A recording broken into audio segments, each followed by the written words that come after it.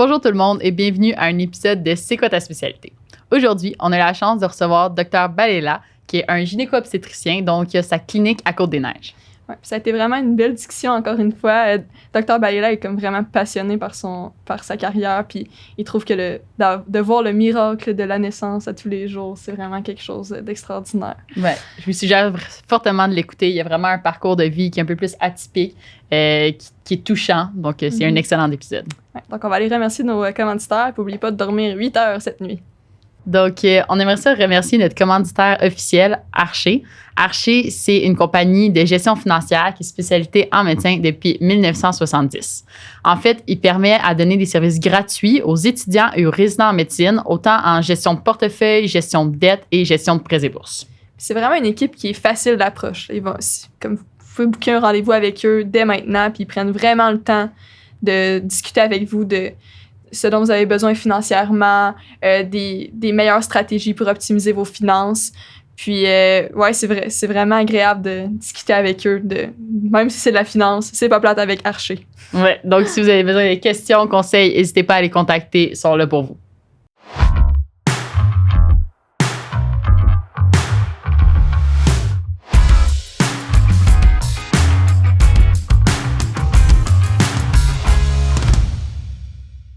Donc, Dr Balela, merci beaucoup d'être ici, d'avoir accepté notre invitation. Merci à vous. Plaisir. Félicitations à vous d'ailleurs d'avoir en fait créé cette initiative qui est magnifique. Ah, ben merci beaucoup. Merci. Donc, pour commencer, on aimerait en apprendre un peu sur vous puis votre parcours. Donc, est-ce que vous avez toujours su que la médecine, c'était faite pour vous? En fait, non. Et c'est un petit peu ironique en fait qu'on se rencontre aujourd'hui le 11 septembre. Je vais vous expliquer un petit peu pourquoi. Je suis né et j'ai grandi au Venezuela. Vous êtes en Amérique du Sud, où vraiment la société est assez différente du Canada et où en fait le système de santé est presque non existant, pour être complètement honnête, et ça va de pire en pire malheureusement. Donc la médecine en fait n'est pas une force de la culture vénézuélienne nécessairement, mais mes intérêts personnels à moi en fait depuis que j'étais très jeune, c'était de devenir pilote d'avion. Oh, ouais. Jusqu'à le 11 septembre 2001. Où l'attentat, en fait, aux États-Unis, j'étais encore au Venezuela dans le temps, en fait, m'a un petit peu enlevé l'idée de vouloir potentiellement me trouver dans une situation telle. J'étais jeune, j'étais très impressionnable encore, et ça a un petit peu enlevé l'idée, en fait, de ma tête. Mais pourquoi j'ai dit ça, que c'est ironique le 11 septembre? C'est parce que, premièrement, on est le 11 septembre aujourd'hui, mais aussi, en fait, parce que c'est cette année où on a immigré au Canada. Et pendant cette année, en fait, depuis entre le septembre 2001 et 2002, une fois arrivé au Canada, ma mère, en fait, s'est fait diagnostiquer avec un cancer du sein. Et mes parents finissent par se divorcer, en fait, 6 mois après le diagnostic. Et donc, je suis devenu un petit peu un aidant naturel qui prenait soin de ma mère à la maison, alors que mon père n'était peut-être pas présent aussi fréquemment qu'il était. Évidemment, il n'habitait plus avec nous. Et ça m'a mis un petit peu, en fait, ça contextualisait un petit peu le rôle de la femme dans la famille, l'importance, le rôle fondamental que la femme va jouer dans la famille. Et l'idée, en fait, derrière était donc, me trouvant dans un état comme aidant naturel, sans le vouloir presque, j'ai appris un petit peu à apprécier la prise en fait en charge, la prise de soins de la femme en tant que telle, comme figure familiale fondamentale et importante. Et ça, en fait, c'est arrivé assez vite, je dirais, en fait, un changement de paradigme, en fait, dans ma tête, de dire, OK, est-ce que je veux faire quelque chose qui n'a rien à voir avec la médecine, ça plutôt la génie, la mathématique, tout ce qui est, en fait, la technologie, ou est-ce que je veux m'aller plus dans un contexte, dans un milieu plus de prise de soins de quelqu'un, en fait. Et j'ai comme un petit peu tombé en amour avec le rôle d'aidant naturel, même si la personne derrière était ma mère, en fait, et on la voyait évidemment évoluer malheureusement avec le temps de façon négative. Mais ça m'a quand même resté, en fait, le désir de vouloir promouvoir, en fait, la figure de la femme dans la société. Et quelle meilleure façon de le faire qu'en tant que médecin, en fait, qui aide, a priori, à faire grandir des familles et qui accompagne les femmes à travers le processus de la grossesse qui est aussi magnifique. Donc, c'est vraiment un 180 presque dans une année. Mais je me suis vraiment bien retrouvé dans ces stades. Et depuis, j'ai voulu juste, continuer à trouver des façons, justement, de promouvoir cette idée, en fait, qui est la femme dans la société et surtout dans le noyau familial. Wow, Et c'est puis, un parcours atypique un peu. Très atypique. Ouais, très Dès que vous atypique. étiez rentré en médecine, vous saviez que vous voulez aller dans le domaine de la gynéco-obstétrique. En fait, c'est drôle. La réponse est en fait non. Et il y a plusieurs en fait, choses encore. Mon histoire est un petit peu atypique, effectivement. Mais là, une des choses qui m'a quand même marqué beaucoup, c'est sûrement ça vous est arrivé aussi, la première journée de l'école de médecine, vous avez la grande rencontre avec les doyens qui vous parlent un petit peu de la faculté, de l'histoire de la faculté. Moi, je suis aussi à McGill, comme vous autres. Et une des choses qu'il a dit, en fait, qui est vraiment restée avec moi jusqu'à aujourd'hui, il a dit, l'état de la médecine est tel aujourd'hui. Soit vous en allez en pédiatrie, ou soit vous en allez en gériatrie. C'est-à-dire, la médecine garde un petit peu le monde en vie un petit peu plus longtemps qu'il faisait, en fait, il y a 30, 40 ans de cela. Mais c'est une excellente chose, évidemment. Mais ça s'avère que vous soyez chirurgien orthopédique, chirurgien général, psychiatre, interniste, cardiologue, peu importe, on va voir en fait de plus en plus des personnes un petit peu plus âgées, évidemment, à moins que vous allez en pédiatrie et que vous êtes juste dans le domaine en fait de la petite enfance ou de l'adolescence. J'avais rien, évidemment, contre les enfants, ni les adolescents, ni les personnes plus âgées, mais vraiment ce qui m'attirait plus vers la médecine, vers le domaine médical, surtout après avoir commencé à prendre soin de ma mère, a priori, d'une certaine façon à la maison, c'était plus le côté humain, le côté artistique, le côté communicatif, le côté, en fait, d'empathie, moins que le côté scientifique. Et donc, ayant cette idée, après, j'en entends le doyen parler qui dit, bon, c'est la population plutôt gériatrique ou pédiatrique. C'est sûr que la communication est des fois un petit peu plus difficile avec ces deux groupes de personnes parce que souvent, quand ils se trouvent dans un milieu hospitalier, par exemple, côté plus la communauté plutôt gériatrique, ils sont souvent un petit peu confus. Il y a peut-être un petit peu de délirium, de démence. Et côté, évidemment, pédiatrique, il n'y a encore peut-être pas une acquisition de langage complète encore. Et donc, même si c'était fascinant comme sujet, je veux dire, comme thématique scientifique, c'était peut-être pas pour moi. Le fait de vouloir pouvoir s'asseoir avec quelqu'un et discuter vraiment de votre santé, la prendre en charge comme il faut.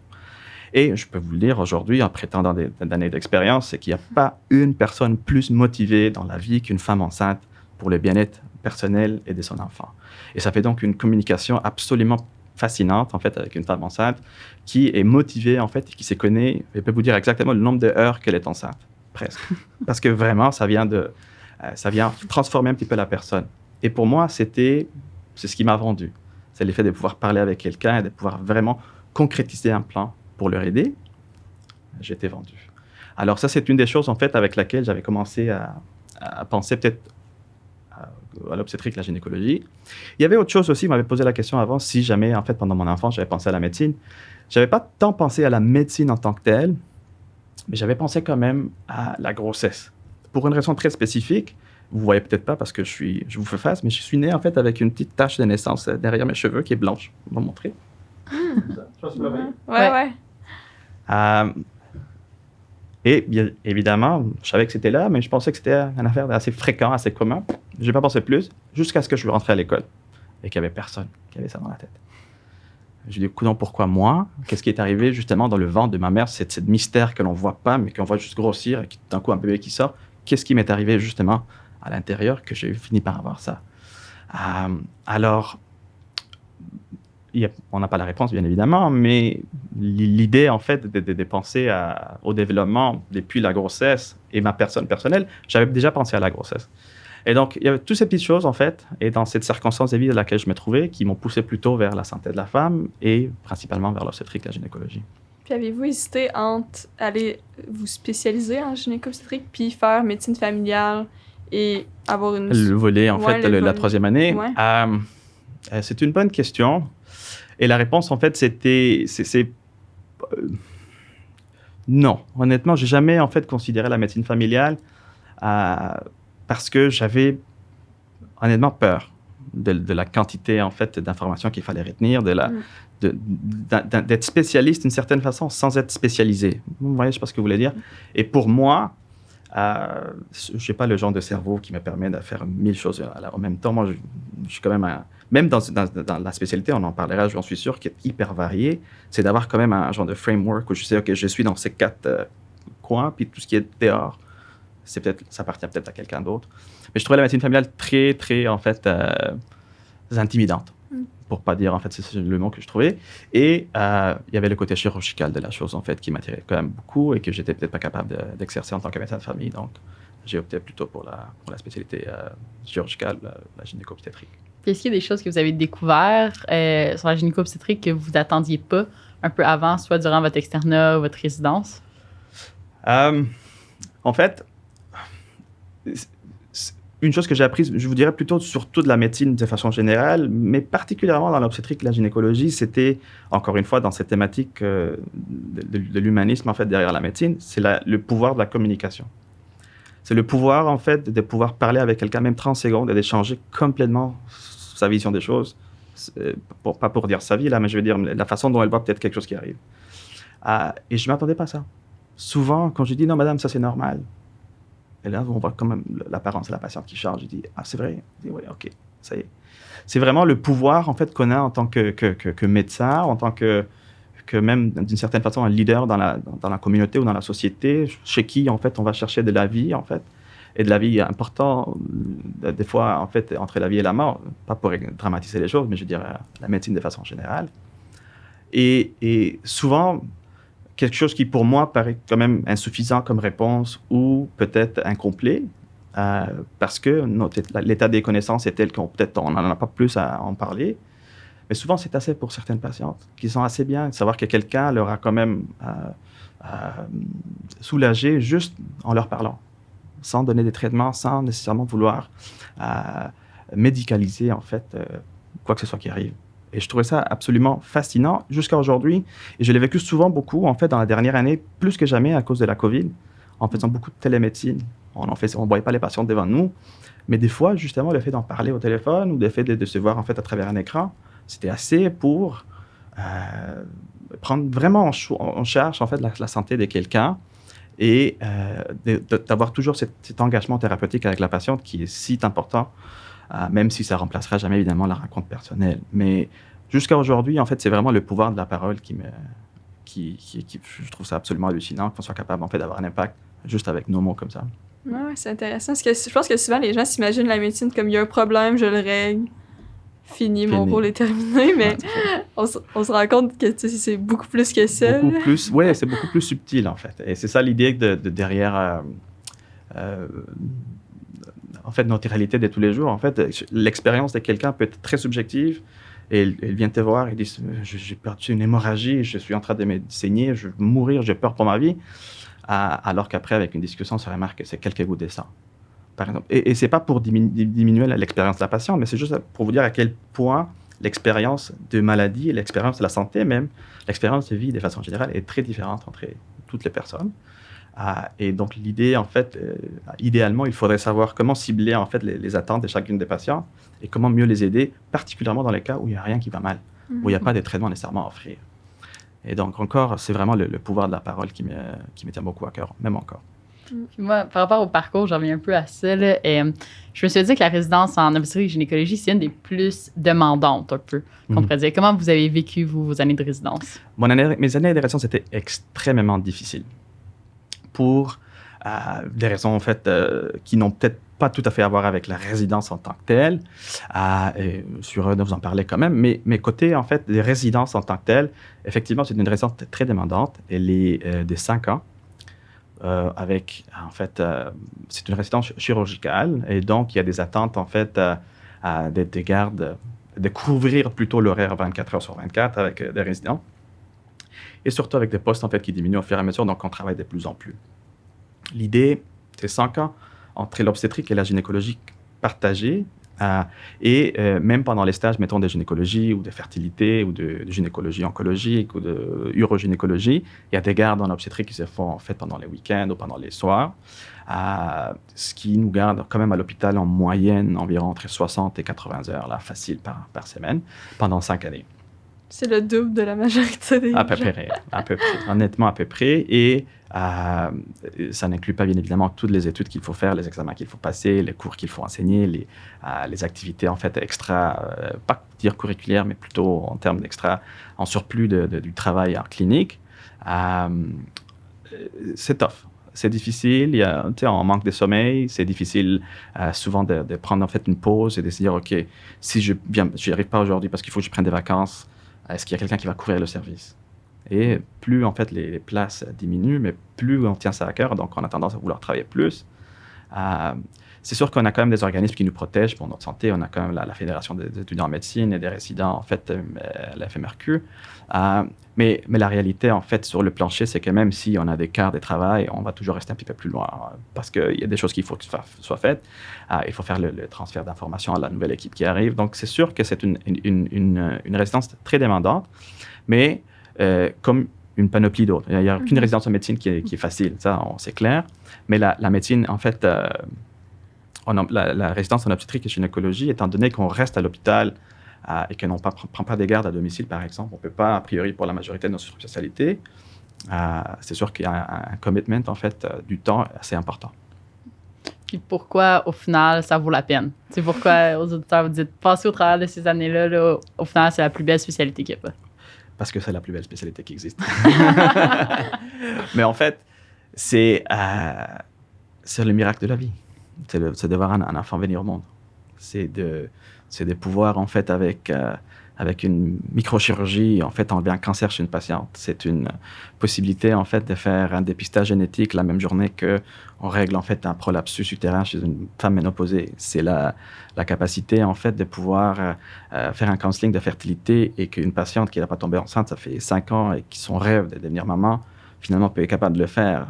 Et le tout dans une demi-journée, à peu près. Je veux dire, c'est palpitant, en fait, comment c'est une seule spécialité, mais qui est tellement diversifiée, et tu ne sais jamais à quoi t'attendre, en fait, quand tu arrives à la porte. Et c'est ça qui te garde un petit peu dans ton élément, si tu veux, d'une certaine façon. Et c'est pour ça que, pour moi, personnellement, ça vaut la peine. Bien évidemment, on forme des relations avec nos collègues, avec nos patientes qui durent une vie, et ça, c'est de l'or, en fait, pur. On ne peut pas avoir mieux que ça, bien sûr. Puis justement, vu que c'est aussi vaste, est-ce que c'est un peu vous qui décidez si vous gardez tous ces aspects-là de la spécialité ou si vous décidez de vous concentrer plus sur soit le volet obstétrique, gynéco? C'est ça. Alors, c'est une excellente question et effectivement, elle est tellement vaste qu'on carrément, on ne peut pas tout faire. D'une certaine façon, il y a certaines choses vraiment qui prennent une expertise supplémentaire, soit un fellowship ou une formation complémentaire plus focusée, en fait, pour faire, par exemple, de la chirurgie complexe ou pour faire, en fait, de l'urodynamie en urogynécologie. C'est vraiment une acquisition des connaissances qui est très importante pour servir, en fait, à la population, mais qui n'est pas tout à fait pour laquelle on n'est pas tout à fait exposé pendant la résidence. Et donc, il faut des fois aller chercher un petit peu plus. Donc, la plupart des gynécologues, les gynécologues généraux, en fait, qui n'ont pas fait de fellowship, vont vouloir cibler un petit peu leur pratique à des choses qui sont, oui, beaucoup plus fréquentes ou pour lesquelles elles ont un intérêt particulier, sans tout à fait aller à des extrêmes, un petit peu faire de la chirurgie fœtale, par exemple, ou faire tout type de chirurgie vaginale, ou faire, en fait, des traitements de fertilité complexes. Tout ça, ça prend un petit peu plus de formation. Puis vous, c'est vers quoi que vous vous êtes dirigé? Moi, en fait, c'était ma surspécialité, a priori, ma formation complémentaire, si vous voulez, d'une certaine façon, c'est en recherche clinique. C'est un sujet qui me passionne, en fait, absolument. Les mathématiques, tout ce qui est la statistique et l'épidémiologie, c'est ce que je fais presque pendant mon temps libre. Je peux vous dire à quel point ça me passionne. J'ai un deuxième certificat du Collège Royal, en fait. J'ai ma formation en obstétrique gynécologique, mais j'ai aussi, en fait, la formation des cliniciens-chercheurs. Et donc, ça a pris, en fait, des années supplémentaires pendant le parcours de résidence. Et j'ai aussi, en fait, une maîtrise en santé publique. Mm-hmm. Donc, même si ma pratique clinique a plus une allure générale, je fais quand même d'échographie, je fais quand même un petit peu de fertilité de base, un petit peu d'urogynécologie de base et certainement d'obstétrique de la gynécologie générale. Ma surspécialité, en fait, mon domaine plus, pas qui m'appartient, mais qui m'appelle le plus, si vous voulez, c'est vraiment la recherche clinique en santé de la femme. C'est sur quoi votre recherche généralement? Alors, j'ai en fait 3 volets principaux, honnêtement, qui m'intéressent. Le premier volet qui m'introduit a priori à la recherche clinique, c'est ce qu'on appelle l'épidémiologie périnatale. C'est-à-dire, en fait, de déterminer, c'est en obstétrique, c'est de déterminer, en fait, quelle exposition pendant la grossesse peut amener, en fait, à des issues adverses pendant la naissance ou en fait au niveau néonatal. Et je regardais tantôt en fait le podcast que vous avez fait avec le chirurgien pédiatrique qui avait dit en fait que justement les pathologies qu'il traite sont tellement rares que souvent c'est juste des rapports de cas qu'ils vont avoir dans leurs journaux en fait. Et c'est vrai, en fait, c'est une réalité de la recherche de façon générale. Plus on va chercher des choses spécifiques, mais plus rare ça l'est, mais moins des données on va avoir, parce que bien évidemment, heureusement, c'est rare, c'est des pathologies qui sont rares, mais aussi on a donc moins de capacité à établir des conclusions statistiquement significatives et qui ont de la puissance, qui vont pouvoir justement changer un petit peu le domaine. Ouais, les recommandations. Les recommandations, la façon dont on prend soin de la pratique, on prend soin des patients. Alors que, étant donné que la grossesse n'est pas une maladie, et qu'il y a quelque part, dans un hôpital où vous soyez né, où moi je suis né, une petite ligne qui dit, ouais, Anne-Sophie, Anne-Rebecca, Apgar 9-9, avec un poids à la naissance de 3,5 kg, qui est né un lundi à 10h30. Je disais n'importe quoi là. Ce sont des informations qu'on peut utiliser justement pour établir des conclusions par rapport à votre état après et par rapport au déroulement de la grossesse. Donc, alors que peut-être un neurochirurgien qui est une tumeur très rare, peut-être avoir 10 cas dans sa vie, il y a des bases de données de naissance, par exemple, qui a 4 millions par année aux États-Unis, qui sont publiquement disponibles, prêtes à analyser. Et donc, on peut en tenir des conclusions de n'importe quelle exposition. Si la mère habite, en fait, dans ces quartiers-là, quelle est la chance qu'elle accouche, mettons, d'un bébé d'un poids normal? C'est une question comme ça bête. Mais c'est des associations qui peuvent être faites juste par le fait qu'il existe des données. Alors, ça, c'est mon domaine principal, ce qui m'a toujours intéressé. Par la suite, il y a eu, en fait, un événement clinique, lequel j'ai vécu. Et c'était ailleurs, pas loin de là où vous êtes. Je pense que vous êtes deuxième année de médecine, c'est ça? Oui, exact. C'est pour l'année prochaine, quand vous allez rentrer vraiment comme externe dans l'hôpital. J'ai eu, en fait, pendant mon stage d'obstétrique, j'étais en clinique. Et il y a une patiente qu'on m'a demandé de voir qui venait d'accoucher son enfant, ça fait 6 semaines. Je me dis, OK, d'accord, je vais aller voir la patiente, sans problème. Je prends son dossier, j'ouvre la porte, je remarque que la patiente pleure. Et elle était visiblement triste, alors que le bébé était là avec elle. Je dis, OK, je ne vais pas ouvrir le dossier encore. Je me dis, il doit y avoir quelque chose. Mais bon, je me suis assis avec elle, je commençais à parler. J'ai compris assez rapidement qu'elle avait malheureusement perdu son utérus pendant l'accouchement. C'est-à-dire, elle avait une hémorragie massive et ça finit en fait en une hystérectomie. Ils ont dû enlever son utérus. Mais en contre-revanche, en fait, non pas en contre-revanche, je veux dire encore pour ajouter plus de dommages en fait à la situation, c'est une femme religieuse qui en voulait avoir beaucoup plus d'enfants et qui venait tout juste d'avoir son premier. Et là, elle me pose une question qui fondamentalement a changé un petit peu ma vision de ma carrière en recherche, pas pour être encore dramatique, mais vraiment ça m'a poussé en fait à faire des recherches supplémentaires. Elle m'a dit, mais vous savez, ma sœur, elle a fini sa famille. Y a-t-il des chances que je puisse avoir son utérus si elles n'en ont plus besoin? J'étais absolument stupéfait. Je veux dire, j'étais en troisième année de médecine. Je ne connaissais pas tant, en fait, à l'obstétrique, la gynécologie encore. Et là, on me pose une question d'une affaire que je n'avais jamais entendu parler, carrément. Tu sais, oui, le foie, ça se transplante. Oui, les poumons, ça se greffe. Oui, des fois, un pancréas. Mais d'ici là, tu aurais pu me dire un cerveau. Je t'aurais dit, OK, d'accord, peut-être. Mais un utérus, jamais.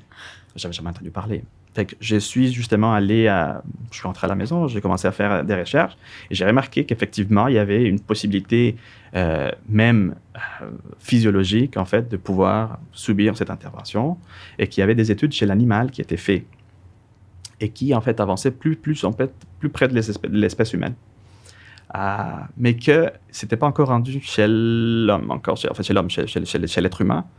Ça, c'était en 2010 environ.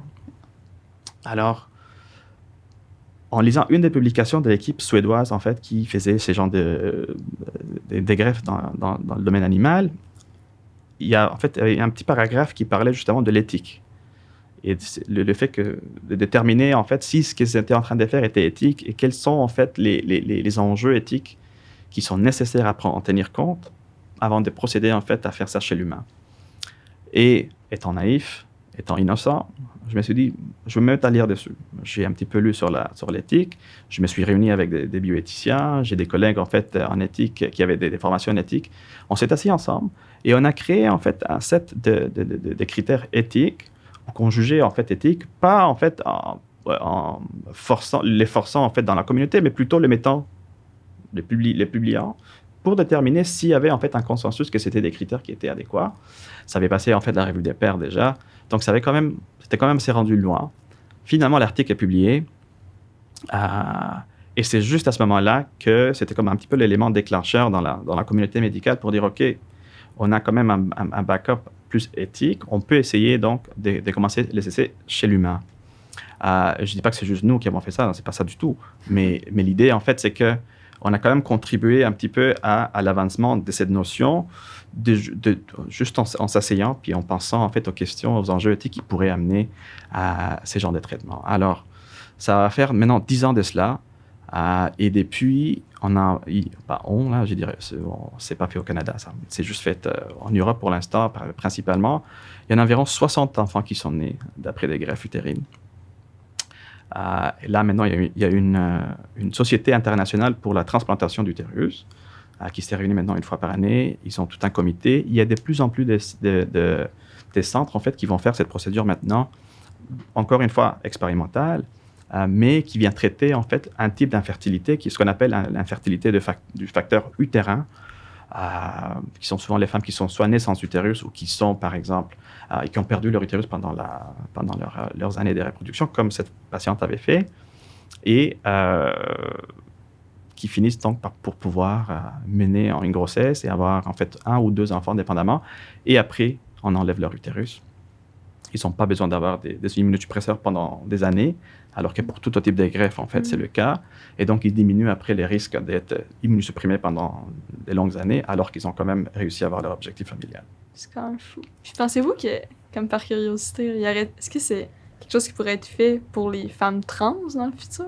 C'est ça, en fait, où le débat est aujourd'hui.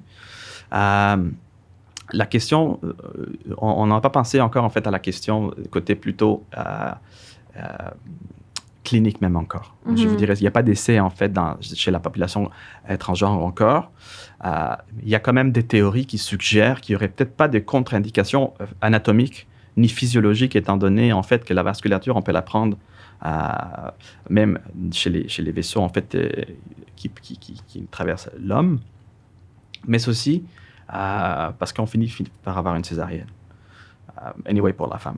Donc, le fait d'avoir un col ou un vagin ou un canal, en fait, vaginal n'est pas absolument un absolu nécessaire. Mais ce n'est pas, en fait, quelque chose qui est envisagé pour l'instant. Non.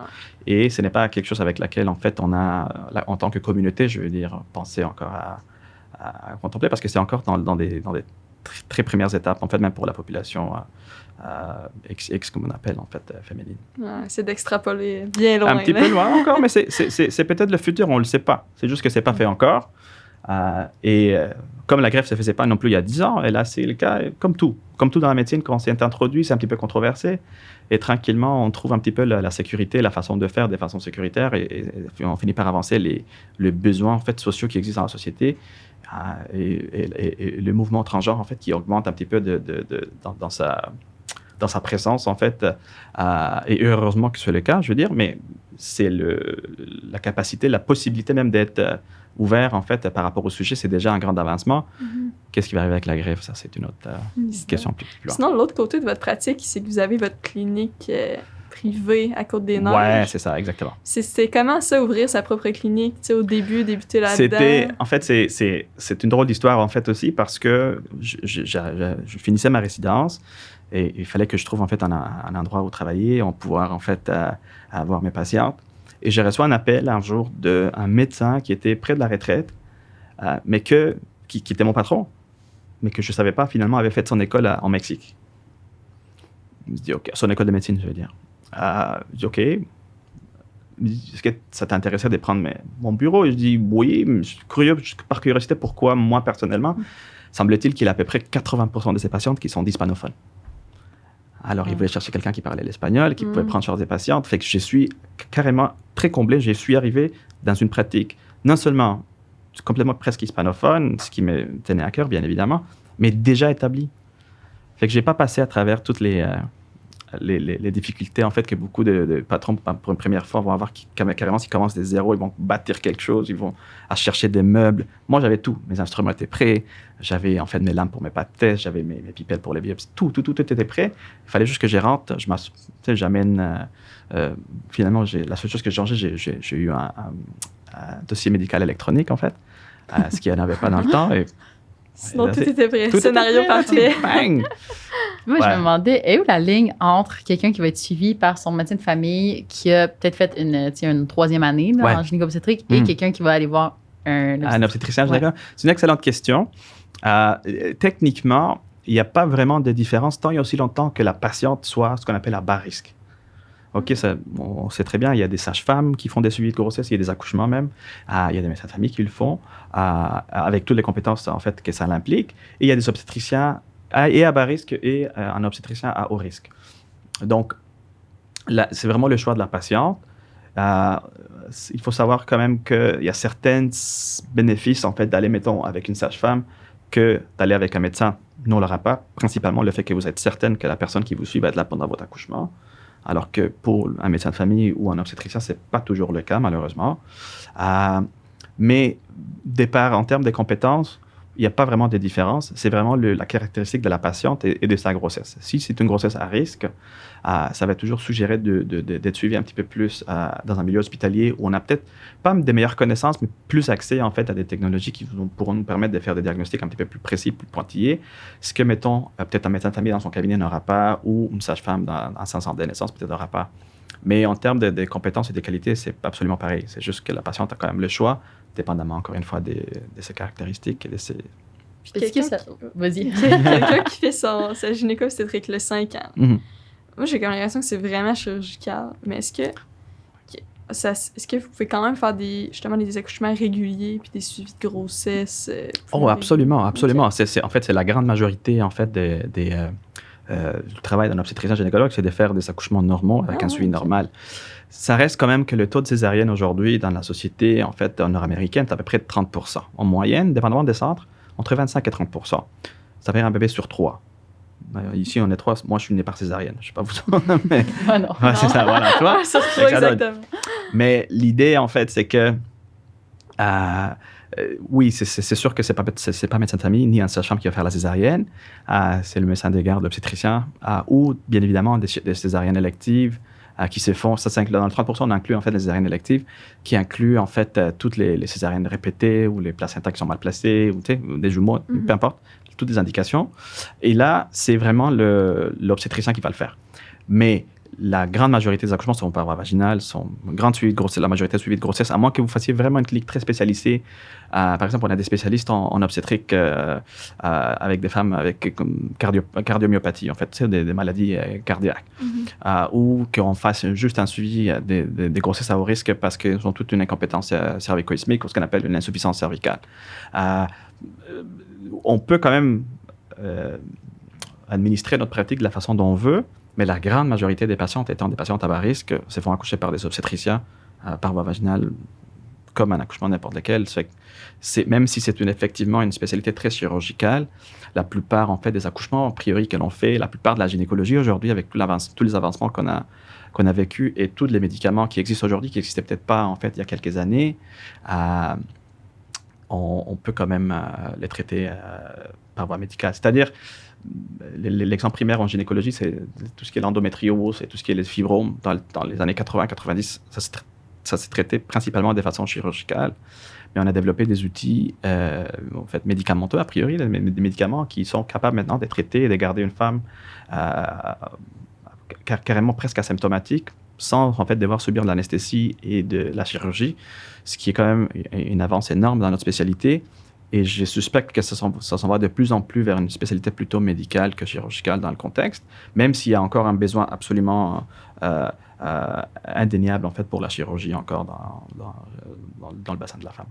Puis si vous aviez à dire un des points positifs, alors, si vous avez en pinpoint un par rapport à cette spécialité-là, c'est quel que je pense qui ressortirait en premier?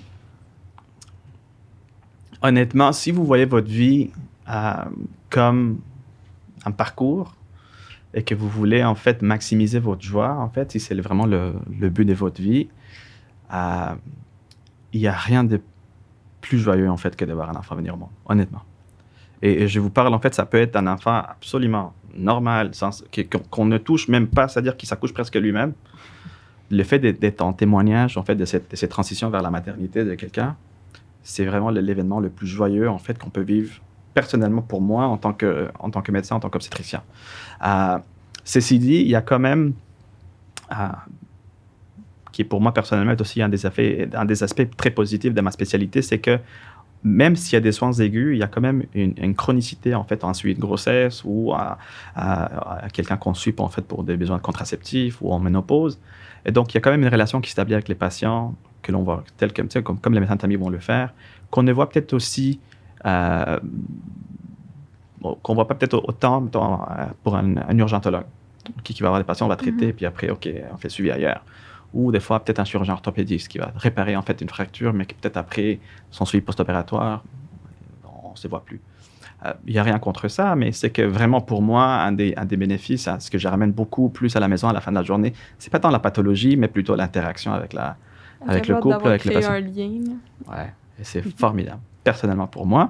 Il y a d'autres, par exemple, qui veulent absolument faire plus de volume et qui s'intéressent un petit peu moins à et c'est correct aussi, on en a besoin, mais c'est juste que pour moi, personnellement, c'est soit la naissance ou soit les interactions avec ces groupes, en fait, dans notre société qui me fascinent.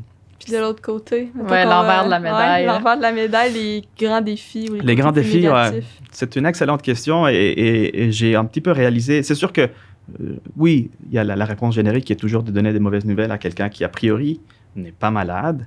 Et donc, le pourquoi, qu'il y a une fausse couche, pourquoi, en fait, on a une prééclampsie, pourquoi il y a une anomalie fétale, pourquoi est-ce que j'ai encore des fibromes, pourquoi est-ce que j'ai encore un kyste à l'ovaire, peu importe. Et c'est jamais facile, en fait, d'en aborder un sujet que la patiente ne sera peut-être pas contente après d'en entendre parler. Mais personnellement, pour moi, le plus grand défi que je vis presque à tous les jours, honnêtement, c'est souvent une patiente se présente avec une symptomatologie et que l'on soit capable de la diagnostiquer ou pas, il y a toujours la question du pourquoi. Pourquoi ça m'est arrivé? Et j'ai beaucoup de difficultés des fois à expliquer aux patientes que des fois, on connaît peut-être les caractéristiques d'une certaine maladie, on sait peut-être comment la traiter, on sait peut-être comment bypasser un petit peu ce qui est en train d'arriver sans savoir exactement qu'est-ce qui est en train d'arriver. Et l'exemple parfait, c'est, mettons, une femme qui a des saignements anormaux, qui ne va pas avoir des menstruations régulières, mais qui va peut-être avoir des saignements anormaux. Souvent, on ne trouve pas de cause. Mais on sait comment le traiter. Mais il y a beaucoup de patients qui veulent absolument savoir et comprendre pourquoi. Et je pense que je dirais pareil. C'est juste que des fois, on n'a pas les réponses. Et l'idée de vouloir dire « je ne le sais pas » à quelqu'un alors qu'il vient vous voir justement pour savoir est très dur et très difficile. L'autre exemple parfait, en fait, c'est en contexte de fertilité, un couple qui décide de tomber enceinte, qui vient vous voir pour justement entamer des investigations et que finalement, d'après les études, 50% du temps, tout revient normal. Il y a carrément une catégorie qu'on appelle infertilité inexpliquée. Donc, oui, c'est facile, hein, c'est un libellé, on sait, OK, c'est infertilité, mais ça veut dire quoi? Ça veut dire que vous allez pouvoir tomber enceinte ou pas? Et là, on sort presque avec plus de questions que quand on rentrait, en fait, voir est-ce que tout est normal, alors qu'est-ce qu'il y a vraiment, il y a quelque chose qui ne va pas. Et c'est que vraiment, notre science, elle a encore, en fait, du chemin à faire. Et c'est OK. C'est-à-dire, c'est OK de se trouver dans une situation privilégiée où on se trouve aujourd'hui, mais qu'on ne connaisse pas toutes les réponses. C'est juste que c'est difficile d'accepter, en fait, le fait qu'on veut absolument aider quelqu'un, mais on ne peut pas toujours donner des réponses parce que nos connaissances ne sont pas encore rendues là. Je faisais l'exemple, en fait, avec un collègue. Tu sais, si vous faites l'expérience chez vous, demandez à vos grands-parents, à vos parents, en fait, des technologies qui sont ressorties alors qu'ils étaient jeunes. C'est la télé ou le téléphone ou le portable, peu importe. Ils vont vous dire, on se sentait comme dans la sommité de la civilisation humaine, dans le trajet, en fait, dans l'esprit. Alors que 10 ans plus tard, ça avait complètement changé, tout était neuf. Et là, tu t'es dit, quand j'étais enfant, il fallait appeler le gars de la crème glacée dans l'autre coin pour qu'il vienne. Tu sais, il y a des choses qui changent tellement rapidement et la médecine, c'est pareil. Et donc, l'idée, c'est vraiment, on n'a pas les réponses aujourd'hui, mais le but, c'est de promouvoir la recherche et de pouvoir promouvoir, en fait, un petit peu l'esprit critique, en fait, de la chose pour investiguer, pour pouvoir trouver des solutions plus tard. Qu'un jour, ce genre de situation-là arrive moins souvent, au moins. Voilà. Ou qu'on ait plus de... Ça, c'est un côté. L'autre chose pas qui me fatigue un petit peu, mais qui est frustrante aussi, c'est ma femme, par exemple, est endocrinologue. Et elle, par exemple, elle est capable de titrer carrément sa dernière unité d'insuline pour un besoin d'un patient spécifique. Et donc, pour chacun de ces patients, elle a besoin de faire un plan très spécifique au patient. C'est vrai aussi en obstétrique et gynécologie. Mais par exemple, nos médicaments ont toutes presque la même dose. Fait qu'une femme, qu'elle ait un surpoids, qu'elle soit très très mince, qu'elle soit adolescente, qu'elle soit en ménopause ou près de la ménopause, la pilule est toujours la même. Alors cette idée en fait d'avoir une médecine centrée sur le patient est pas tout à fait encore répandue dans notre spécialité. Et j'imagine aussi que dans le futur, en fait, on va pouvoir avoir, il y a peut-être une composante génétique à tout ça, mais savoir est-ce que j'essaie ces traitements dans cette patiente ou est-ce qu'on passe directement à la deuxième ligne parce qu'elle a peut-être une mutation quelconque qui ne va pas l'empêcher de tolérer bien ses médicaments. Ça serait beaucoup plus utile, en fait, d'avoir accès à ces informations, beaucoup moins de pertes, un petit peu pas de temps, mais des ressources, en fait, et du temps pour la patiente, de dire, OK, je suis en train d'essayer quelque chose qui peut-être ne fera pas effet. Et aujourd'hui, on se trouve carrément à passer, t'as pas marché ça, OK, on va essayer celle-là d'abord. Si la deuxième va pas marcher, on sert à la troisième. Et c'est un petit peu frustrant parce que, comme je vous dis, on n'a pas encore l'idée d'avance, qu'est-ce qui va marcher. C'est vrai, je pense, dans la plupart des spécialités, mais je trouve que je pourrais faire un pad des prescriptions déjà préregistrées, juste cocher ce qu'il faut prescrire parce que ça ne change jamais. C'est comme un petit peu décevant de ce côté-là. C'est un peu une chose à améliorer dans ce domaine-là, en fait. C'est d'avoir plus d'études pour pouvoir être capable de doser puis personnaliser les médicaments. J'utilise le médicament et le dosage comme un exemple, mais ça peut être en fait, est-ce que toute technique chirurgicale doit être la même pour toutes les patientes?